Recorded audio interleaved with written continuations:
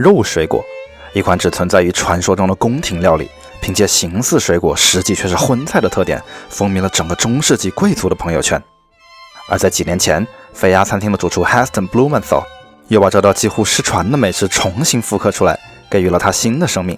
今天我要做的就是道看似橘子，实际上不是橘子的名菜——橘子。我跟你们说，这个菜其实我都想做1年了，一直没动手的原因就是因为橘子里面这个粉色的东西。根据大师傅的说法，它的主要成分是这个。 So basically how we make the meat fruit is chicken livers. 我不知道你们觉得鸡肝加橘子是个什么味道啊？反正我是想象不出来。不过上了电视的东西肯定没有那么简单，所以我专门买了原作者写的菜谱，只翻了2页就看到了一个大字：鹅肝。果然，大师傅的秘方都是放在付费内容里的。鸡肝还是挺容易找的，超市鸡肉柜台上最刁的角落里就能买到。鹅肝的话就要麻烦很多，在动物保护组织的冲击下，纽约的线下店根本买不到，只能花重金从网上买，真的是血贵。要不你们给2个硬币报销一下吧。话说你们平时爱吃肝脏吗？爱吃的扣个1给我看看啊。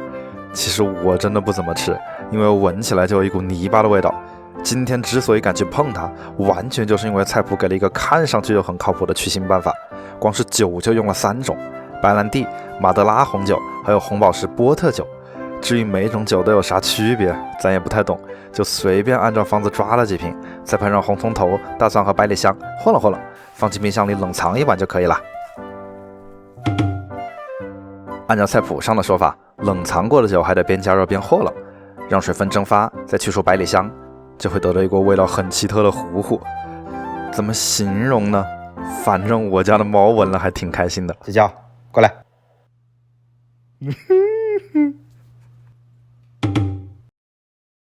来，你们看这个鸭肝，比2个手加起来都大。这鸭子生前肯定也是个当程序员的。肥肝上的血管都是清晰可见的，不追求完整造型的话，2-3分钟就可以全部取出来。相比之下，鸡肝处理起来就会埋汰很多，随便扯扯就碎了一地。但是问题不大，反正也是要大成糊糊的。找一个密封袋，加入一大把正常盐和一小把粉色腌制盐，和了和了。再找一个密封袋，磕5个鸡蛋，把之前烧干的酒精糊糊也倒进去，不用和了。又找一个密封袋，加入黄油，最后用真空机密封，再用50度的水域低温慢煮20分钟，防止它分层。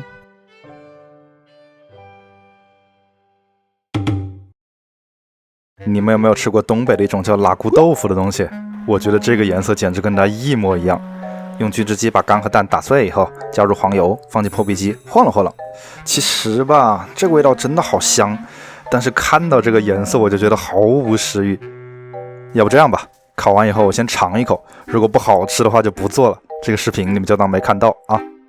用70度的水包住整个烤盘，100度烤35分钟，然后开始控制温度，差不多到内温64度的时候，它就会变成这种和你肚子上的肥肉一样摇晃的样子。最后贴上保鲜膜，放凉到室温，冷藏至少24个小时。然后是橘子的外皮，我觉得吧，既然内心都已经长成那样了，那外皮肯定得好看。橘子汁貌似是唯一能上色的食材，而且菜谱里都没有告诉我它的具体做法，所以我只能专门去网上买了2盒最贵的橘子汁，连运费都花了29刀。把它和玉米糖浆还有一大把吉利丁加热到40度，和了和了，再加上红色素。你们看这个颜色是不是和橘子一模一样？ OK， 这把稳了。冷藏了1天的橘子汁已经变成了果冻的样子，用小火把它慢慢化开，放到30度的水域里保持温度。鸭肝也冷藏24小时了，已经被亚硝酸钠变成了通体粉红的状态，看起来好像有食欲多了。来，我来帮你们尝一口啊。我觉得挺好吃的，它完全没有干的味道，好细腻。把它们挤到半球形的模具里，冷冻2个小时。按照菜谱上的说法，冷冻好了半球要先把表面烧一道，再用模具对半折起来，就会形成一个严丝合缝的球形。那个啥，其实我早就猜到会这样了，还是用手比较靠谱。那只要把2个半球怼在一起，再沿着核膜线刮一圈，就能变成卖相不错的样子。怎么样，是不是舒服多了？给做好的球插上竹签，包上保鲜膜，继续冷冻至少2个小时，让它们完全变硬。OK， 总算到最后了。淋面这个东西，我做苹果的时候就用过，真的一点都不难，只要蘸下去就没问题。但是吧，这个颜色好像有点太淡了呀。菜谱上说最多可以蘸3次，可能也是怕颜色不够吧。已经是第3次了，还是没有橘子的样子。我觉得印度汤圆才更适合它。现在都已经是第5次了，总算有了一点起色。我估计只需要再来几次。怎么？哎，哎，你们看，他在杆子上滑得好开心啊！但是我不开心，这明明就是照着菜谱做的呀。只能破罐子破摔了。虽然还有一丝丝的侥幸心理，也许在冰箱里冷藏了6个小时，橘子的颜色就能变回来了呢。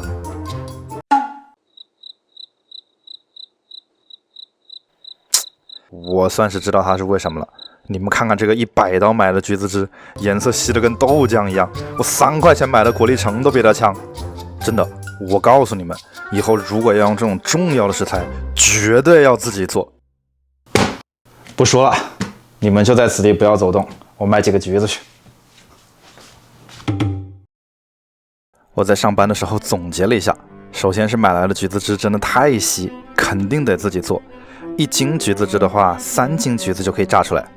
你们看这个颜色，这不比买来的要好，肯定是兑水了，这个奸商。然后是淋面的温度，太高的话鹅肝就会直接化掉，太低了就会变得比食堂的包子皮还厚。最理想的状态就是用恒温的水域控制在27度左右。我还把半球形的模具换成了球形模具，这样就不会在中间产生裂痕，只用把核膜线刮掉就能形成光滑的表面。一旦淋面颜色和温度达到了最佳状态，只要把胀过1道的球放进冰箱冷冻1分钟，液体就会形成细小而又不均匀的冰层。沾上第2道淋面，冷藏6小时，冰层就会转化成凹凸不平的外皮，一份米其林3星人造橘子完成。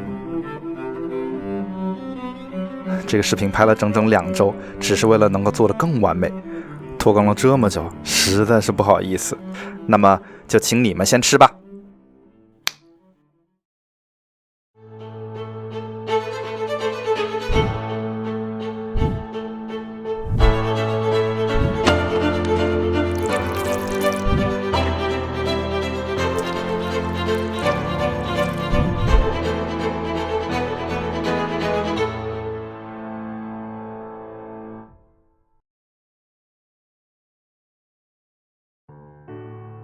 你们觉得它像橘子吗？觉得像的同学，请在公屏里扣1；觉得不像的，请打出 Dockerfile 中 CMD 和 Entry Point 的区别。切下一块橘子，抹上煎脆的面包，一口下去，焙干特殊的香气，鸡肝独有的细腻，被舌尖的温度融化，将面包包裹得严严实实。